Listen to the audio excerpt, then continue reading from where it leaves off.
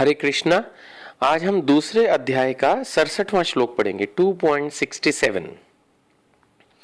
इंद्रियाणाम ही चरताम यत मने अनुविधीयते तत् अस्य हर्ति प्रज्ञाम वायुनावम इव अंबसी।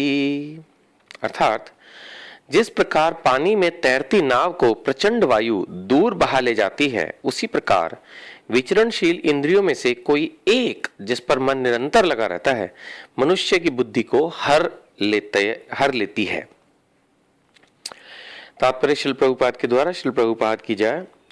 श्रील प्रभुपाद इस श्लोक के अर्थ के साथ अपने तात्पर्य में समझा रहे हैं कि यदि सारी इंद्रियां भगवान की सेवा में न लगी रहें और यदि इनमें से एक भी अपनी तृप्ति में लगी रहती है, तो वह भक्त को दिव्य प्रगति पथ से विपथ कर सकती है।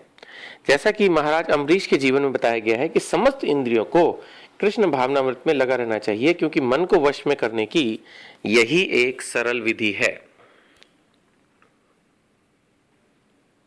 इस श्लोक के माध्यम से हम ये बात समझ सकते हैं कि जो हमारी इंद्रियां हैं, इस श्लोक के माध्यम से या किसी भी श्लोक में हम पढ़ें या इन जनरल भी हम डिस्कशन करें, तो हमें पता है कि जो हमारी इंद्रियां हैं वो बेसिकली तो हमेशा भोग के पीछे भागती हैं।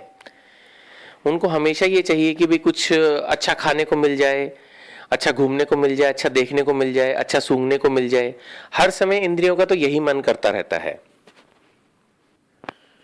बहुत सारे लोग ऐसे हैं जो अपनी किसी भी इंद्रिय पे कंट्रोल नहीं करते, खुला खाते हैं, खुला पहनते हैं, हर समय जो मन में आए वो करते हैं। उन्होंने अमेरिका का एक कंसेप्ट समझ रखा होता है, just do it. Just do it भी बुरा नहीं है, फिलहाल उससे उनकी लाइफ खुशहाली रहती है, लेकिन आने वाली जिंदगी में क्या होगा उनको कुछ नहीं पता।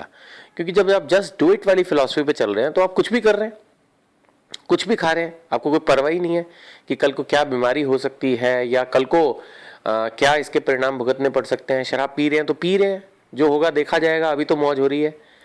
सिगरेट पी रहे हैं, इतनी एड्स आ रही हैं, कोई फर्क नहीं पड़ रहा, करे जा रहे हैं, जो करना है करना है। लड़की के पास जाना है, उससे घर बर्बाद होगा, क्या समाज में बेइज्जती होगी, वो कोई टेंशन नहीं है, अभी तो मजा आ रहा है ना, करो। ऐसे लोगों ने तो बर्बाद होना ही है। बट ये श्लोक जो है उन अच्छे लोगों को भी शिक्षा दे रहा है जिन्होंने अपने आप को काफी हद तक संयमित किया हुआ है, लेकिन उनके अंदर भी अभी कोई एक मेजर कमी है।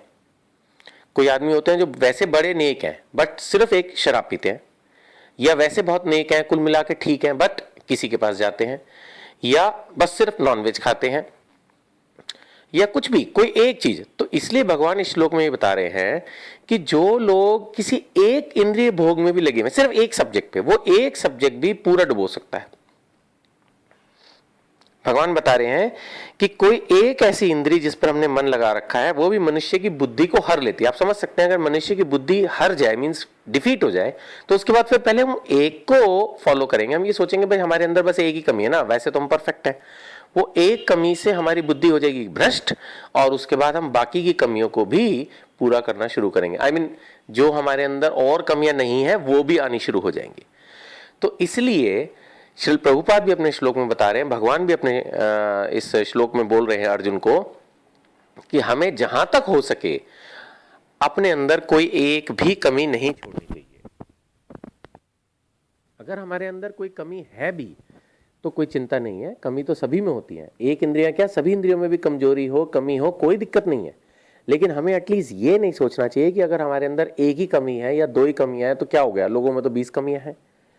प्रभुपाद हमेशा बताते थे कि अगर हमें भक्ति में प्रगति करनी है तो अपने से ऊपर देखो, मीन्स जो हमसे बेटर भक्त है उसको देखो, तब आप भक्ति कर पाओगे। अगर आप अपने से नीचे देखोगे तो लोग तो ऐसे हैं जो सारे बुरे काम कर रहे हैं, उनको देख के तो अगर आप एक दिन गलती से मंदिर के सामने से भी गुजर जाओगे तो आप सोचोगे मैंने तो बड़ा महान काम किया।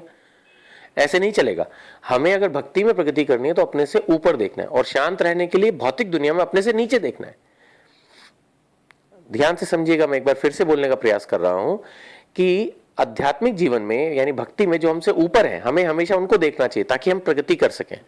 और भौतिक दुनिया में जो हमसे नीचे हैं, जो हमसे कम कमाते हैं, कम खाते हैं, कम अच्छे घर में रहते हैं, कम अच्छी गाड़ी चलाते हैं, उनको देखिए ताकि आपको सेटिस्फेक्शन रहे कि हाँ हम बेटर हैं, कोई दिक्कत नहीं है। तब हमारा भक्ति में मन लगता है। ऐसा करने से हम अपने आप को कंट्रोल कर पाएंगे। तो इस श्लोक का जो मैं समझ पाया हूं यही संदेश है कि हमें जहां तक हो सके अपने आप को पूरा संयमित करके भगवान की सेवा में लगाना चाहिए। और इस बारे में हमें सेटिस्फाइड या कूल नहीं रहना चाहिए कि हमारे अंदर तो बस एक कमी है। गीता का इस श्लोक का यही संदेश है कि हमें अपनी उस एक कमी को भी कंट्रोल करने का प्रयास करना चाहिए। हरे कृष्ण।